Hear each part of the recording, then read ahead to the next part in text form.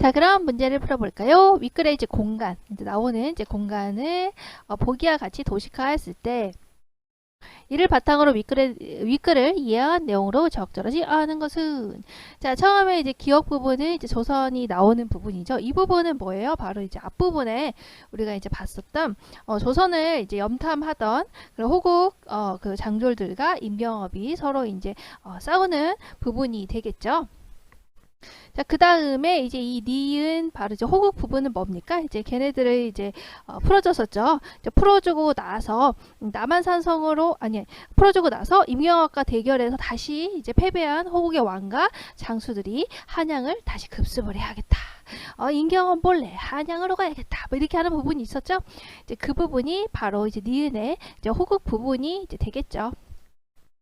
자, 그 다음에 다시 조선으로 넘어와서 이제 마지막 부분이죠. 이거는 이제 마지막 부분에서 이제 얘네들이 이제 어떻게 할 것인가. 임경업이 없는데 우리는 이제 어떻게 할 것인가 이제 하는 부분 있죠.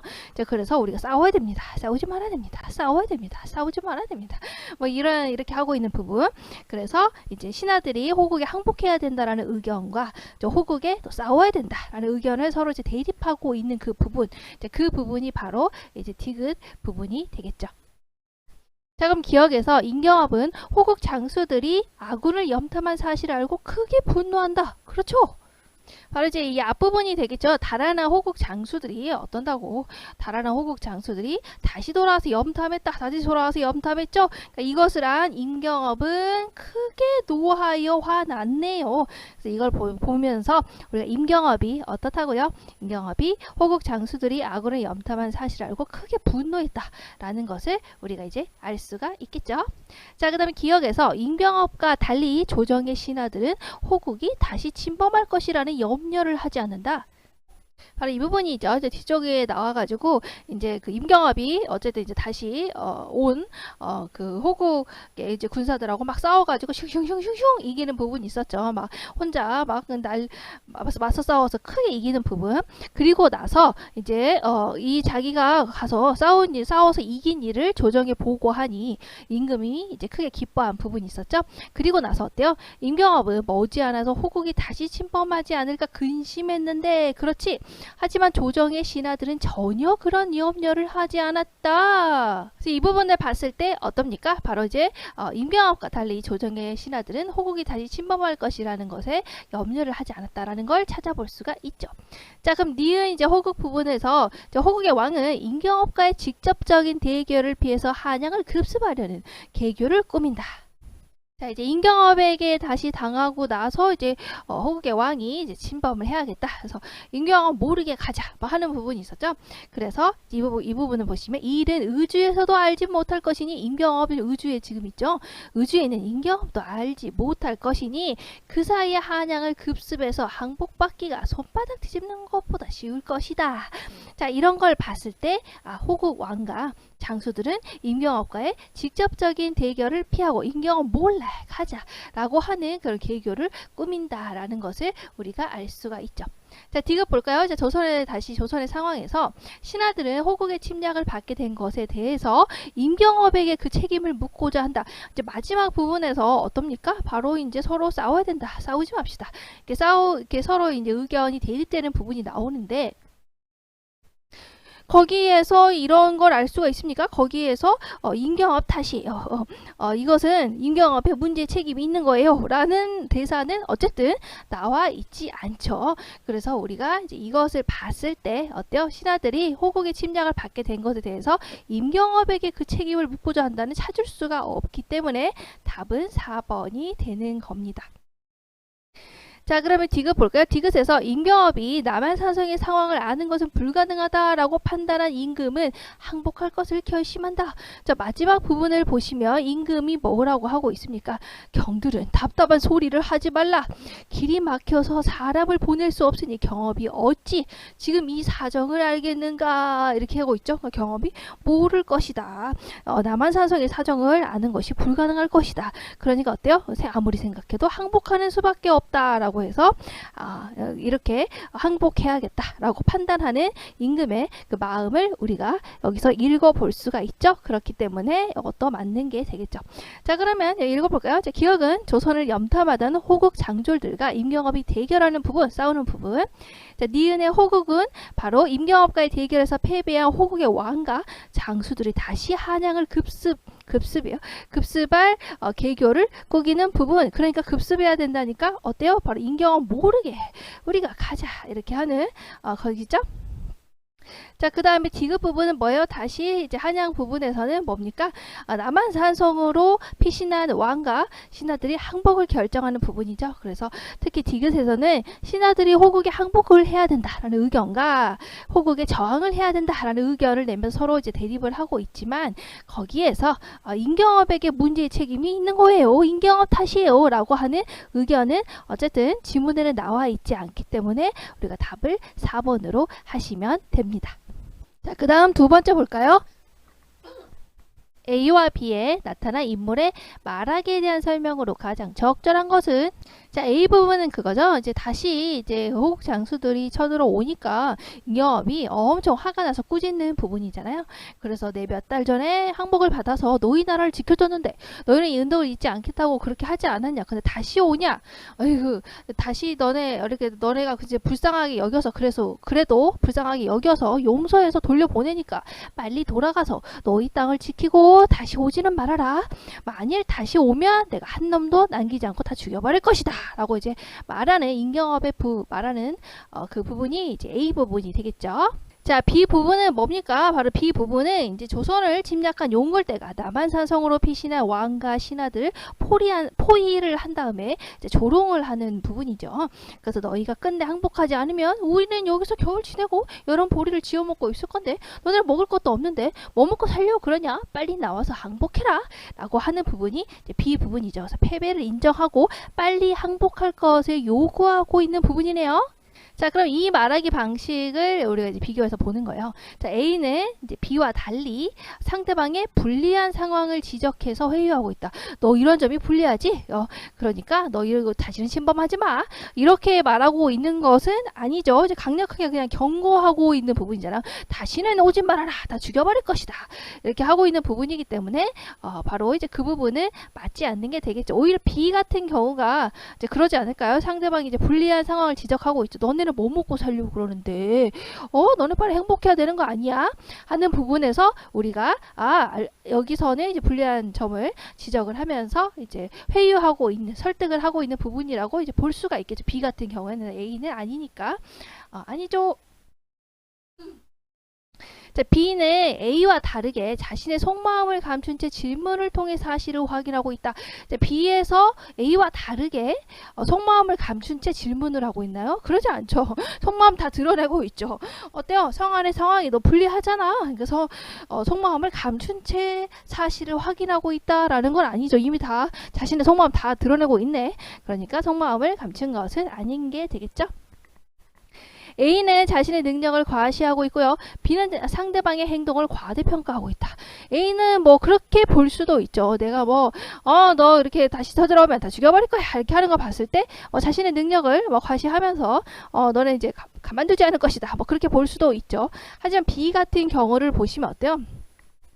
상대방의 행동을 이제 과대평가하고 있습니까? 오히려 너 불리하지 않니? 이렇게 평가하고 있죠. 너는 뭐 먹고 살려고 그러는데 이렇게 하고 있는 거잖아. 그러니까 상대방의 행동을 이제 과대평가하고 있다라고 이 부분 뒤에 부분이 아니다. 이 부분이 아닌 것으로 볼 수가 있겠죠. 자, A와 B는 모두 수용하기 어려운 일을 요구하며 상대방을 시험하고 있다. 모두 이제 받아들이기 어려운 일을 요구하고 있나요? 하기 어려운 일을 돌로 너 뭘 만들어 봐라. 이런 식으로 아니면 불꽃을 통과해 봐라. 이렇게 어려운 이제 미션 같은 거 주어져 가지고 그것을 시험하도록 하는 부분 안 나타나 있죠. 전에 이제 엉뚱한 얘기가 되는 거기 때문에 맞지 않죠. 5번을 보시면 A와 B는 모두 자신의 주장을 강력하게 드러내고 있죠. A 같은 경우는 다시 오기만 해봐. 가만두지 않겠어. 이런 거고 B 같은 경우에는 빨리 나와. 너네 거기서 뭐 하려고 그러냐. 빨리 항복해라. 이렇게 하는 내용이죠. 그러니까 자신의 주장을 강력하게 드러내서 상대방의 행동 변화를 유도하고 있다. 그쵸? A는 오지 말아라. B는 빨리 나와라. 그치? 행동 변화를 유도하고 있죠. 그렇기 때문에 5번이 맞는 설명이 되겠네요. 자, 그러면 이제 다시 이거 한번 읽어볼까요? 이제 A는 임경업이 조선을 염탐하는 호국 병사들을 붙잡아서 꾸짖는 부분으로 과거의 은혜를 저버린 호국의 행동을 나무라며 침략 의지를 버릴 것을 경고하고 있는 부분이고요. B는 조선을 침략한 용골대가 남한산성으로 피신한 왕과 신하들을 포위한 뒤에 그 다음에 조롱을 하고 있는 부분으로 어서 빨리 패배를 인정하고 항복할 것을 요구하고 있는 부분이 되네요. 그래서 답은 5번이 됩니다.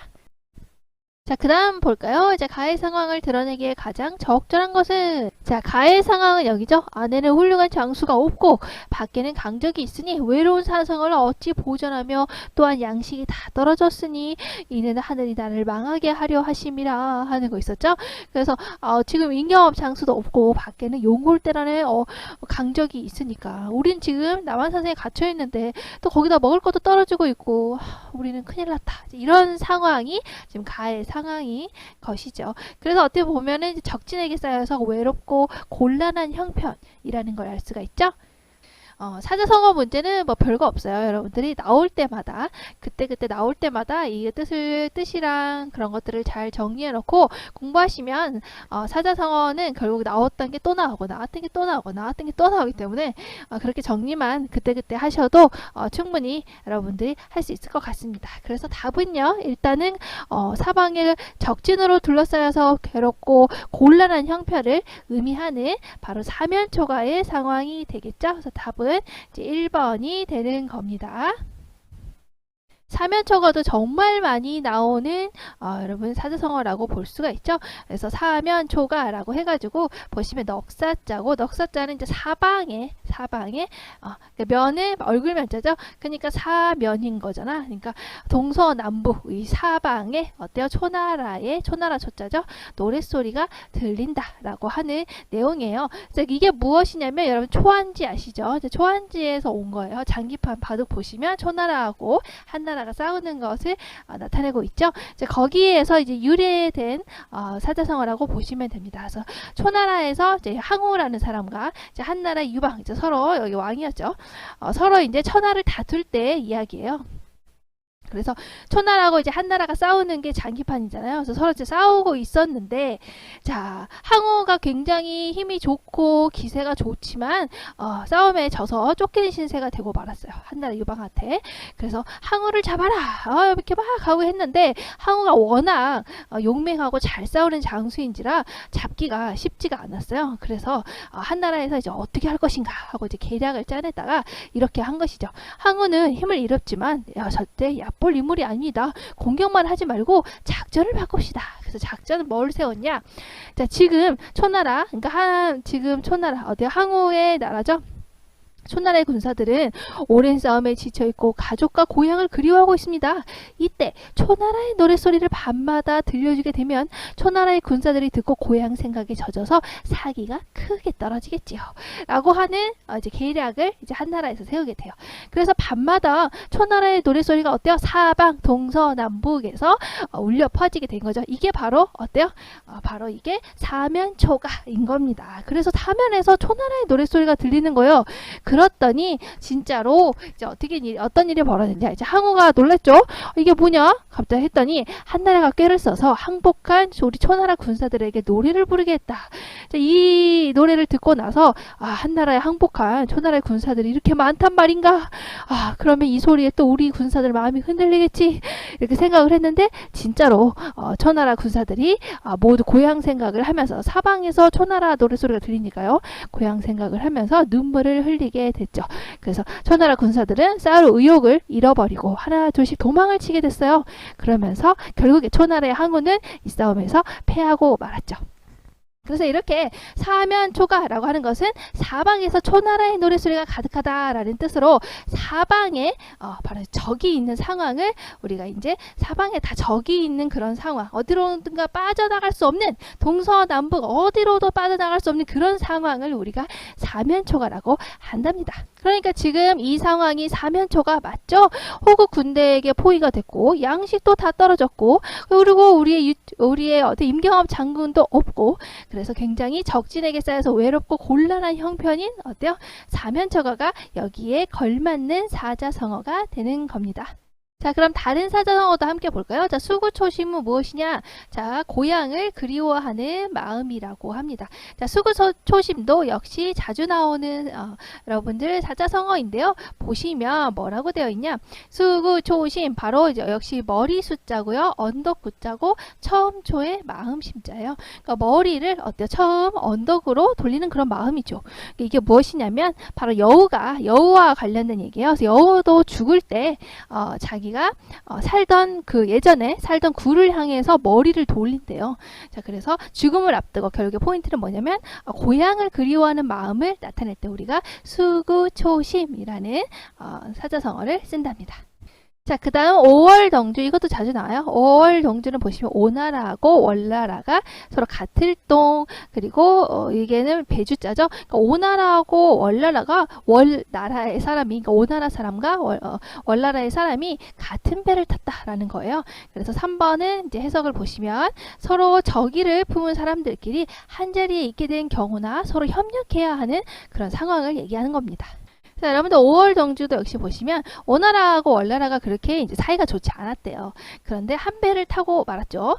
자, 그러면 어때요? 서로 이제 그렇게 서로 이제 좋지 않은 상황인데도 이런 어려운 상황에서는 어쩔 수 없다. 서로 도와야 된다라고 하는 상황을 얘기하죠. 그래서 이것도 이제 이야기가 유래하는 이야기가 있어요. 그래서 춘추 시대에 이제 오나라하고 월나라는요 사이가 별로 좋지가 않았어요. 자, 그런데 이제 어느 날 두 나라의 경계가 되는 강에서 오나라 사람과 월나라 사람이 같은 배를 탄 겁니다. 동주, 그쵸? 그래서 서로를 무시하면서 서로 뭐 또 그래서 분위기가 별로 좋지 않았어요. 서로 사이가 좋지 않았기 때문에. 자, 그런데 배가 강의 한복판에 이르렀을 즈음에 갑자기 하늘이 어두워지더니 사나운 바람이 불기 시작했다. 갑자기 날씨가 안 좋아진 거죠. 순식간에 먹구름이 끼고요. 비가 억수같이 내리더니 거센 파도가 연이어서 배에 들이닥쳤다. 아이는 울고 노인은 넘어지고 아수라장이 되었고 뱃사공들은 돛대에 묶인 줄을 풀어서 돛을 펼치려고 안간힘을 썼으나 격렬한 풍랑에 풀지 못하고 있었다. 그러니까 굉장히 이제 날씨가 좋지 않아서 배가 이제 뒤집혀 버릴 만한 상황인 거예요. 자, 그래서 배가 곧 뒤집히려고 하는 위기일발의 순간이 오자 어때? 오나라가 월나라가 서로 사이가 좋지 않지만 지금 동주 같은 배를 탔는데 배가 뒤집혀 버릴 것만 같은 위태로운 상황이 오죠. 그러니까 어떻게 된 거야? 사이가 좋지 않아도 그 순간만큼은 이제 협력을 하게 된 거예요. 그래서 이렇게 되자 오나라 월나라 할 것 없이 젊은 승객들이 모두 앞다투어서 돛대에 달려들었다. 그러니까 서로 이제 협력을 하게 된 거죠. 그렇게 해서 풍랑에 서로 맞서서 버티면서 결국에 배는 안정을 되찾게 되었다. 그래서 여기에서 이제 유래한 사자성어예요. 그래서 여기에서 유래해서 5월 덩주라는 것은 오나라 월나라 사람이 서로 사이가 좋지 않지만 동주 같은 배를 타서 위험에 처하게 된다면 잠깐 그런 거 잊어버리고 서로 돕게 된다라는 것이죠. 그래서 보시면 오래의 묵은 원한이 있는 사이라 하더라도 똑같이 어려운 상황에 놓이게 되면 서로 도와서 위기를 헤쳐나게 하기 위해서 노력한다라고 하는 그런 사자성어로 쓰이고 있습니다. 자, 그 다음 이제 사자성어 이심전심. 자, 여러분들 이거는 많이 알죠? 그래서 이심전심, 이자는 써있자예요. 그래서 이 심자 마음이죠. 마음으로써 마음을 전한다. 그러니까 마음이 서로 통하는 경우요. 여러분들이 이제 바로 다음 시간이 이제 쉬는 시간이면 옆에 친한 친구하고 눈빛을 교환하죠. 그럼 친한 친구가 어때 여러분이 이제 아이스크림 이렇게 눈빛을 보내면 걔가 컬 막 이렇게 하는 이렇게 마음이 통하는 그런 상황을 우리 이심전심이라고 합니다. 이건 알기로는 이제 불교에서 나왔던 얘기라고 알고 있어요. 그래서 보시면 석가세존이 제자들을 이제 모아놓고 이제 여러 가지 설법을 했어요. 그래서 세존이 이제 뭐 예를 들어서 이제 보시면 연꽃을 말없이 집어들고 약간 비틀었어요. 그러니까 제자들이 뭐지 저게? 몰랐다는 거야. 자, 그런데 가섭이라는 제자만이 그 뜻을 깨달았다. 이게 뭐예요? 그 뜻을 깨달았다. 마음으로서 마음이 통한다. 서로 텔레파시가 통했다. 바로 이심전심이 된 상황을 말하고 있는 겁니다. 아시겠죠? 자, 그래서 이심전심이라고 하는 것은 결국에 이제 그 마음과 마음이 서로 전해진다. 서로 네 마음과 내 마음이 통했다. 이럴 때 우리가 이심전심이라는 말을 쓰고 있는 겁니다. 자, 그 다음 사자성어는 호가호이. 이것도 굉장히 유명한 사자성어죠. 자, 호가호이라고 했을 때, 이제 호자는 이제 여우 호자고요. 가는 이제 거짓 가짜, 페이크.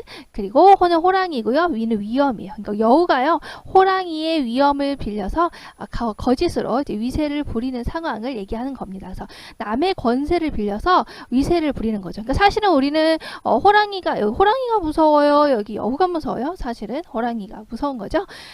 그런데 여우가 바로 이 호랑이의 위세를 빌려서 마치 자기가 그런 권세가 있는 것처럼 행동하는 것을 말하죠. 자, 이것도 역시 춘추 전국 시대의 이야기에서 유래가 된 거랍니다.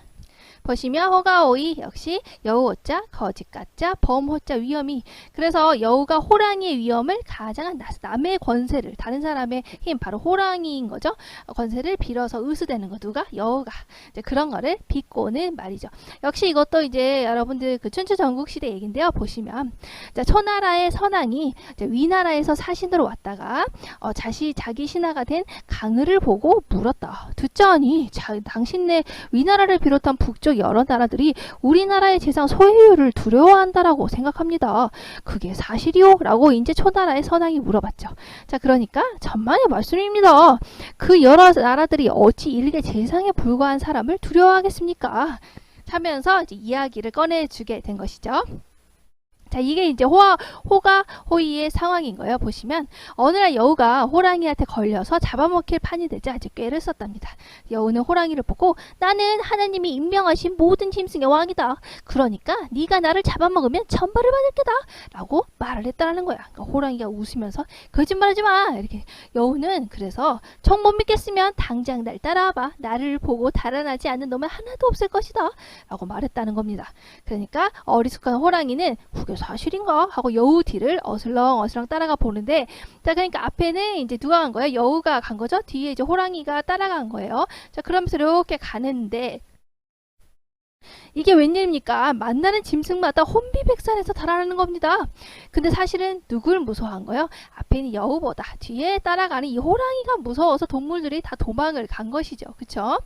자, 그래서 사실 짐승이 달아난 것은 여우 뒤에 있는 호랑이 자신인데도 호랑이는 어리석어서 그걸 잘 몰랐던 거죠. 그래서 이 경우도 마찬가지랍니다. 그러니까 어때요? 이 여우는 누구의 위세를 빌린 거예요? 호랑이의 위세를 빌려서 지금 자기인 것처럼 의수되고 있는 꼴인 거죠. 이게 바로 호가호이의 상황인 거예요. 그래서 아까 뭐라 그랬어요? 우리나라 제사 소유를 두려워하는 게 아니고 소유율 뒤에 있는 바로 바로 초나라 당신 선왕과 선왕의 강한 병사가 두려운 것입니다. 그러니까 소유율이 두려운 게 아니고 그 뒤에 있는 왕과 그리고 그 선왕의 바로 군대가 두려운 겁니다. 라고 하는 거죠. 그래서 여기에서 이렇게 유래가 된 것으로요. 바로 우리가 남의 권세를 빌려서 의수되고 있는 그런 거를 비꼬는 걸 우리가 이제 호가호이라고 하는 사자성어를 쓴답니다. 자, 그 다음 마지막 문제를 보도록 할까요? 보기를 바탕으로 윗글을 감상한 내용으로 적절하지 않은 것을, 그러면 역시 보기를 잘 읽어봐야겠죠? 보기를 볼까요? 임경업은 인조 때 중국에까지 이름이 알려진 장수로서 의주에 주둔하여 청의 주요한 공경로를 수비하였다. 그러나 현실보다 명분에 집착했던 조정은 병자호란 당시 청나라 군대에게 무력하게 패배할 수밖에 없었고, 이후 강력한 실권자였던 김자점에 의해 임경업은 죽임을 당하게 된다. 자, 임경업자는 이러한 임경업의 생애를 바탕으로 좌절된 영웅에 대한 안타까움과 지배계층에 대한 분노, 청나라에 대한 우리 민족의 자부심 등을 드러낸 작품이다. 자, 그러면 이제 이런 보기를 바탕으로 이제 위에 이제 윗글을 볼까요? 자, 그럼 1번 보시면 이제 의주부윤 임경업은, 그렇죠? 의주부윤 임경업의 활약은 실존 인물의 명성을 바탕으로 한 것이로군. 그치? 실제로 이런 인물이 있었어요. 라고 했으니까, 아, 그렇구나. 실존 인물의 명성을 바탕으로 한 것이로군. 이라고 이제 여러분들이 알 수가 있겠죠? 자, 단숨에 호국 진영을 제압하는 임경업의 모습은 앞부분에서 이제 호국의 군사들이 침입을 하게 되니까 자꾸 침입을 하니까 임경업이 물리치는 장면 나왔죠. 혼자서 다 빼고 막 머리 싹 빼고 전부 다 제압하는 모습이 있었죠. 자, 그런 모습을 통해서 민족적인 자부심을 고치시키려고 했구나. 그치? 민족적인 자부심을 드러내기 위해서 했다라는 거하고 연결이 되죠. 그러니까 맞네요. 자, 임경업이 용골대 침략에 자신의 능력을 발휘할 기회조차 갖지 못한 것에 민중들의 안타까움을 느꼈겠군. 그렇지. 임경업이 용골대의 침략에 자신의 능력을 발휘할 기회를 갖지 못했죠. 여기 그 앞에 글을 보시면 어떻게 됐어요? 용골대가 임경업이 없는 의주를 피해 가서, 임경업이 있는 의주를 피해 가서 간 거였죠. 자, 그걸 봤을 때 임경업이 거기에 자신의 능력을 발휘할, 싸움을 할 그런 기회조차 갖지 못했다라고 이제 윗글에 나와 있죠. 그래서 거기에서 좌절된 영웅에 대한 안타까움을 느꼈구나, 이렇게 연결을 시킬 수가 있겠죠. 강력한 실권자였던 김자점은 강력한 실권자였던 김자점을 호국의 침입에 무기력하게 대응한 인물로 형상화하여, 그래서 윗글에서는 굉장히 무기력한 인물로 나왔죠. 다 이제 지배계층들이 호국에 제대로 맞서 싸우지도 못하고 제대로 알지도 못하고 막 이렇게 무기력하게 나왔잖아요. 자, 그런 인물로 형상화해서 어때요? 지배계층에 대한 분노를 드러내고 있고, 지배계층에 대한 분노를 윗글을 통해서 드러내고 있구나, 이렇게 연결을 시킬 수가 있죠. 조선과 호국에서 임경업의 능력에 대해서 상반된 평가를 내린 데에는 명분만 중요시하던 조선사회에 대한 비판이 함축되어 있군.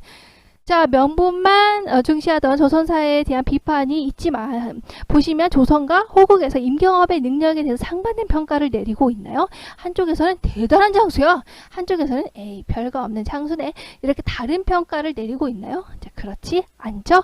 둘 다 높은 평가를 내리고 있어요. 둘 다 임경업은 대단한 장수야 라고 하고 있기 때문에 적절하지 않은 것은 이제 5번이 되는 겁니다. 자, 그래서 보시면 추가로 여기 설명을 보시면 이제 제시된 지문 내용을 보면 임경업의 능력이 호국과 조선에서 상반된 평가를 받는다고 볼 수는 없다. 자, 호국에서는 직접적인 대결을 피하고 싶은 두려운 존재로, 그러니까 우주를 피해갔죠. 자, 조선에서는 항복에까지 다다른 절체절명의 위기 상황에서도 계속 임경업을 기다리고 있죠. 그런 걸 봤을 때 둘 다 임경업의 능력을 높이 평가하고 있구나, 상반된 평가를 내리고 있는 게 아니구나 라는 것을 충분히 아실 수 있습니다. 자, 그 다음 이제 추가적으로 한번 보도록 할까요? 이제 임경업전에서 이제 추가적으로 사건 전개 우연성이 나타난다는 거예요. 그러니까 이거는 이제 고전 소설이라고 한다면 다 나타나는 특징이죠. 현대 소설과 다른 고전 소설의 특징으로 여러분들이 정리를 하시면 될 것 같습니다. 자, 보시면 소설에서는 사건이 인관성, 원인과 결과가 있고 필연성, 반드시 일어나는 것을 바탕으로 유기적으로 서로 연관이 되게 밀접한 연관이 있도록 전개가 되는 게 사실이죠. 어디? 현대 소설에서는요. 자, 그런데 고전 소설에서는 이러한 인과성, 원인과 결과, 그리고 필연성 반드시 일어난다 라고 하는 게 딱 그렇게 맞춰서 일어나지 않는다라는 거야. 그래서 그런 거에 근거하지 않고요, 발생 확률이 매우 낮은 사건이 우연히 일어나는 우연성이 많다라고 하는 게 바로 이제 고전 소설의 특징이라고 하는 것이죠. 그래서 예를 들어서 이제 별주부전을 보시면 자라가 토끼의 간을 얻지 못하고 낙담하고 있을 때 갑자기 누가 나타난다? 뽕! 도사가 나타난다. 뜬금없죠. 이런 게 바로 이제 우연성이 드러난다라고 볼 수가 있는 모습이죠. 그래서 우연성이라고 하는 것은 바로 고전 소설에 나타나는 그런 특징이라고 정리하시면 됩니다. 자, 임경업전 같은 경우에는 우리가 어떤 소설의 분류에 들어갔었나요? 바로 실제 역사를 바탕으로 창작을 하는 역사 영웅 군담 소설이었죠. 임경업전, 임진로, 박시전 이렇게 있었었죠. 자, 그럼 보도록 합시다. 임경업전의 사실과 허구에 대해서. 자, 임경업전은 역사적인 사실과 실존 인물의 이야기를 바탕으로 하였으나, 그쵸? 역사적인 사실, 그리고 실존 인물인 임경업이라는 사람의 이야기를 바탕으로 했지만 실제 사실과 다르게 변형한 부분도 있다. 좀 달라진 부분도 있다. 자, 이 작품에서 임경업은 도수를 부리는 초현실적인 영웅으로 형상화되어 있으며, 이건 좀 약간 뻥이잖아요. 그쵸? 허구적인 것이 들어가 있는 거죠. 또 임경업이 가다를 친 것, 그리고 호황이 임경업의 충절에 감복해서 그와 세자를 조선으로 돌려보내는 것 등은 우리가 실제 역사에서 없었던 바로 이제 허구적인 요소가 되는 거죠. 그러니까 임경업이 굉장히 초현실적인 영웅으로 나타나 있다는 거, 임경업이 가다를 쳤다라는 거, 그리고 호황이 임경업의 충절에 감복해서 그와 세자를 조선으로 돌려보내는 거, 이런 것들은 전부 다 이제 허구적인 요소라고 하는 것입니다. 이 등인데 이거 또 오타가 그렇죠? 임경업을 죽인 김자점이 처형되는 것도 실제와는 다른 부분이다. 그래서 김자점이 처형되는 걸로 소설에는 나와 있지만 실제 역사와는 다른 부분이에요. 그래서 실제로는 임경업을 모함한 김자점은 처형되지 않았다. 아무래도 이제 그렇게 됐으면 좋겠다라고 하는 그런 이제 민중의 심리가 들어가 있는 것이라고 생각할 수도 있겠죠. 이 작품에서 이와 같이 허구적인 요소를 사용한 것은 임경업의 영웅적인 면모를 강조하고, 그렇죠? 영웅적인 면모를 강조하고 그만큼 임경업이 대단한 인물이다. 이런 것들을 보여주기 위해서. 그리고 우리가 어때요? 병자호란은 사실 우리가 진 전쟁이었잖아요. 그래서 병자호란으로 인한 치욕을 허구적인 방식으로나마 위로하고 싶다라고 하는 민중의 심리가 반영된 것이다. 이렇게 볼 수가 있습니다. 자, 그러면 이 글에 등장하는 인물들의 특징에 대해서 한번 정리를 해볼까요? 임경업은 이제 주인공이죠. 호국 군대에 맞서서 크게 이겼고요. 호국이 다시 침범하지 않을까 근심하는 영웅이었어요. 그래서 이걸 봤을 때 임경업이라는 인물은 능력이 굉장히 뛰어나고 지혜로운 인물이구나 라는 걸 알 수가 있죠. 자, 이와 반대되는 인물로서는 이제 조정신하 어때요? 호국 침입을 염려하지 않았죠. 굉장히 좀 안일하게 있었죠. 무능력한 지배층의 모습을 보여주고 있었어요. 또 김경징이라는 사람도 역시 어때요? 술만 마시고 누워있다가 호국군에게 꼼짝없이 당하는 모습을 보이죠. 역시 어때요? 무능력한 지배층의 그런 모습을 잘 보여주고 있는 모습이죠. 또 김자점 같은 경우에는 어때요? 성문 밖에 진을 치고 방어만 하고 있다가 크게 패했어요. 역시 전부 다 어때요? 무능력하고 안일한 그런 지배층의 모습을 보여주고 있는 겁니다. 자, 그러면 이 글의 공간 변화에 따른 사건의 전개를 정리해 볼까요? 의주에 있었을 때는 의주 부윤의 임경업의 활약이 있었으나 이제 호국 왕이 이제 계략을 세웠죠. 의주로 가지 말고 우리 어때? 임경업이 있는 의주로 가지 말자 이렇게 얘기를 했죠. 그리고 그 사이에 한양을 급습하자 뭐 이렇게 계략을 세웠어요. 그리고 나서 어때요? 이제 한양으로 해가지고 했다가 임금이 도망을 쳐가지고 어디로 갔어요? 결국 강화도로 가게 됐죠. 자, 그래서 이 강화도에서는 김경징이 어때요? 강화, 유수, 김경징이 술만 마시고 누워있다가 어때요? 그대로 갑자기 들이닥친 호국군에게 꼼짝없이 당했죠. 그래서 김경징의 패배가 드러나 있어요. 자, 그리고 나서 이제 송파 들판에 가서 어때요? 이제 결국에 남한산성에 갇히게 된 임금을 향해서 너희가 끝내 항복하지 아니하면 우린 여기서 겨울을 나고 여름보리를 지어먹고 있을 테다. 너희는 뭘 먹고 살려고 하느냐? 어서 빨리 나와 항복하거라 하는 용골대의 항복 요구가 나타나 있죠. 그래서 결국에 남한산성에 갇힌 임금은 이제 항복하기를 결정하게 되고 김자점은 패배하게 된다라는 게 이제 공간의 이동에 따라서 이렇게 사건이 전개되고 있네요. 자, 그럼 이 글에 나타난 역사적인 사실과 허구적인 요소를 바탕으로 작가의 의도를 한번 보도록 할까요? 역사적인 사실은 뭡니까? 임경업이랑 김자점은 전부 다 실존 인물이라는 거예요. 또 실제 사건인 병자호란을 배경으로 하고 있다는 거죠. 그래서 이걸 통해서 작가는 현실을 반영하고 작품의 사실성을 높이고 있다. 실존 인물과 실제 사건을 가지고 작품을 구성했기 때문이죠. 자, 허구적인 요소에는 뭐가 있어요? 임경업이 도수를 부리는 초현실적인 영웅이에요. 그렇죠. 이거는 사실 실제 사실이 아니죠. 김자점이 처형됐다라고 하는 것도 실제하고 다른 얘기죠. 그래서 이런 것들을 왜 했을까라고 하는 작가의 의도를 보면 임경업의 영웅적인 면모를 강조하고 그만큼 이렇게 초현실적인 영웅처럼 그만큼 뛰어나다. 그리고 병자호란으로 인한 민족적인 치욕을 허구적인 방식으로나마 위로받고 싶었기 때문에 이렇게 초현실적인 영웅으로 바꾼다든지 그리고 김자점을 처형시킨다든지 라고 하는 이야기가 들어가 있었구나. 이렇게 여러분들이 정리하시면 됩니다. 지금까지 수고하셨습니다. 여기까지 하면요. 임경업전. 우리가 2018학년도 6월 고2 학평 문제, 지문과 문제 다 같이 풀어본 게 되겠네요. 우리 다음 시간에는 또 다른 작품으로 만나도록 합시다. 우리 다음 시간에 만나도록 해요. 안녕!